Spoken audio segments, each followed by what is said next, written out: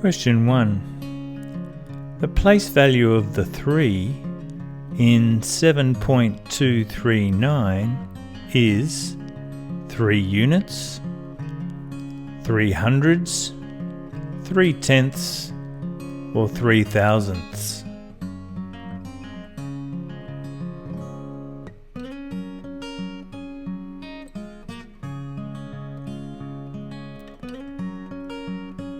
Okay, let's go through these values of the different columns in a decimal.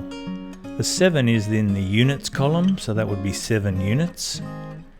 The 2 is in the tenths column, so we would say that that value is 2 tenths.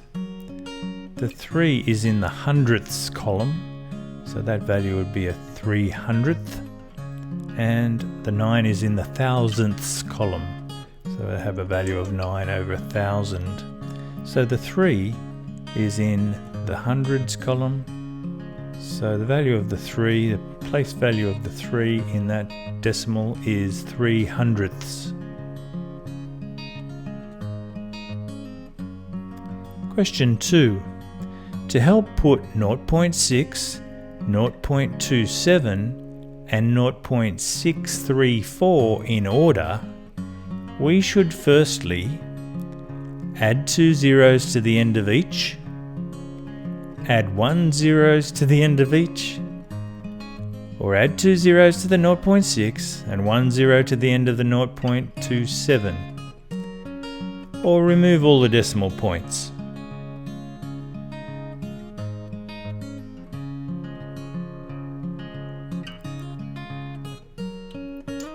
Adding zeros to the end of shorter decimals so that each decimal has the same number of digits, that'll help us. So we want to get the same number of digits for each. So the correct answer here is we want to add 2 zeros to 0.6 and 1 zero to 0.27, and I think you can see we're aiming to get 3 decimal places or 3 digits after the decimal point in each of them, and then we can compare the sizes more easily.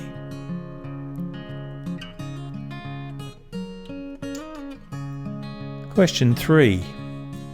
0.35 has how many decimal places? Is it 1, 2, 3, or 4?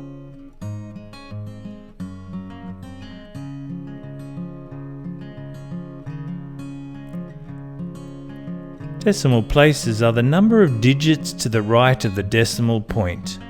And I think you can see that we have 2 digits to the right of the decimal point, so we could say that 0.35 has 2 decimal places. Question 4.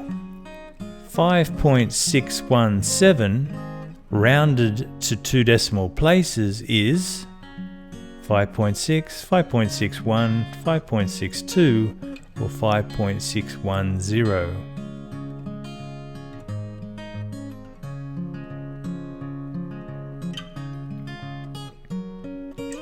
To round a decimal is to cut it shorter, to leave the required number of decimal places in our answer. Often we'll be asked to round a number to 1 decimal place or 2 decimal places. and we'll need to know how to cut it properly. Okay, if we chop that so that it has 2 decimal places, the original number 5.617, you can see there I've put a red line between the 1 and the 7.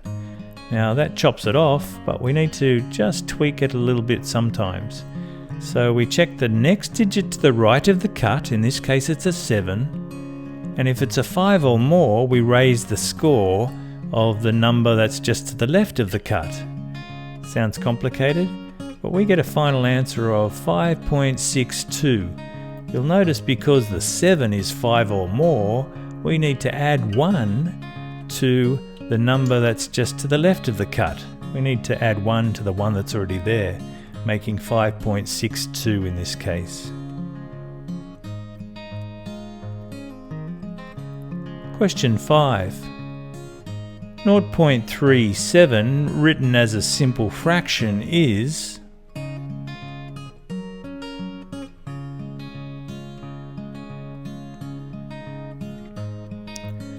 Okay, I've got a bit of a method here. Follow along. I hope you like it.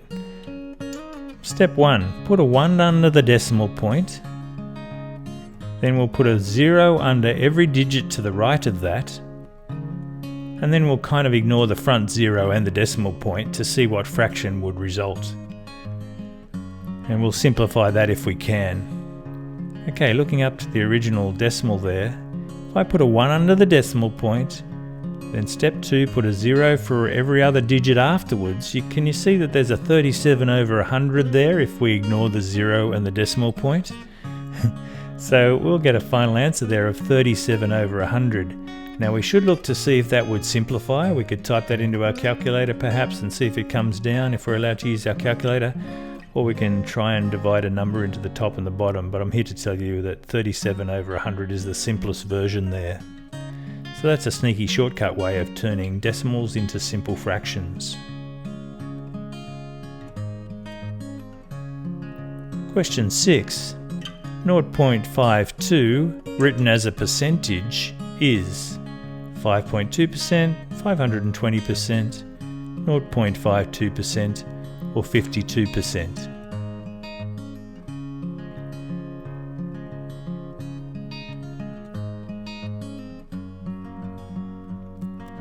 We'll multiply by 100 to turn a decimal into a percentage. Now when we multiply by 100, that moves the decimal point 2 places to the right. So 0.52, if we move the decimal point 2 places to the right, we'll get 52 or 52%. Final answer is D, 52%.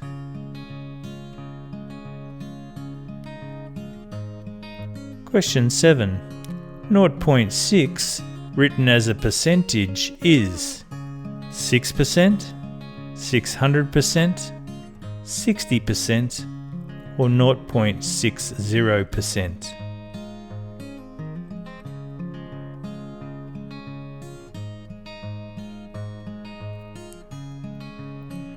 To turn a decimal into a percentage, we'll multiply by 100, which moves the decimal point 2 places to the right.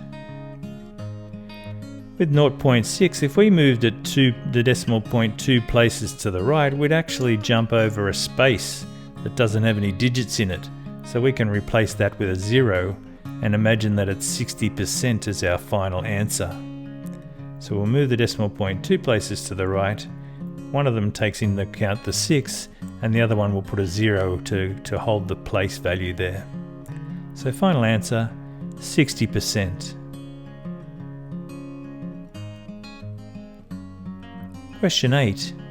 Without a calculator if you can, 2.74 plus 1.23 is the answer. 3.97, 39.7, 397 or 3,970.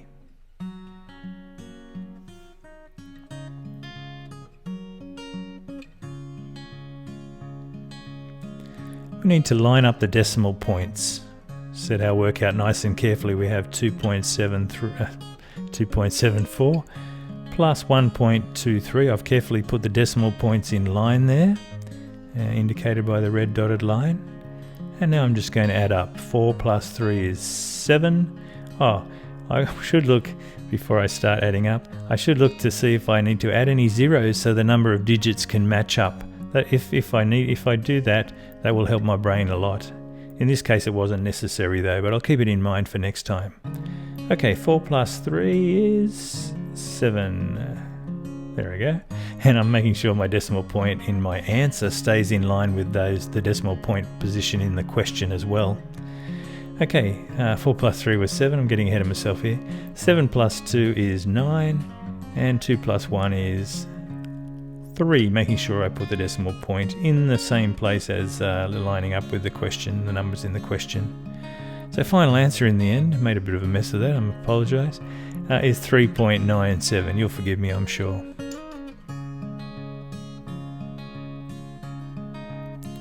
Question 9, 7.6 plus 3.58.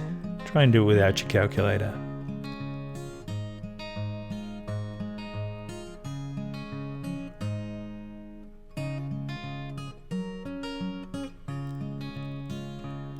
We're going to make sure we line up the decimal points. So if I set it out like that with a dotted line indicating the lining up there. And I'm going to also add an extra 0 so that the number of digits in each of those questions match. It just helps my brain to know. Basically I'm trying to help my brain know that the 6 goes with the 5 when it adds up and doesn't go with the 8. I don't want to get messed up there. So adding an extra 0 helps there so that the number of digits match in each. And the decimal point in my answer is going to stay right underneath where it is in the question numbers. Okay, 0 plus 8 is 8. 6 plus 5 is 11. I'll write the 1 down and carry the 1 over. And 7 plus 3 is 10, plus 1 makes 11. And I make sure I put that decimal point in. So my final answer there ends up being 11.18. Be careful lining up the decimal point, and popping that extra 0 in helps my brain to line up the numbers correctly. 11.18. Question 10 without the calculator if you can. 10.6 minus 5.2.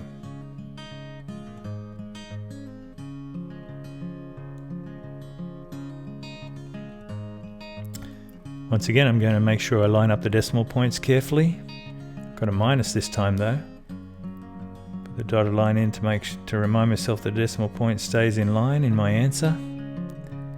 Okay, 6 minus 2 is 4, and 10 minus 5 is 5. And I make sure that there's a decimal point in the right spot in between them there. So final answer there, 5.4.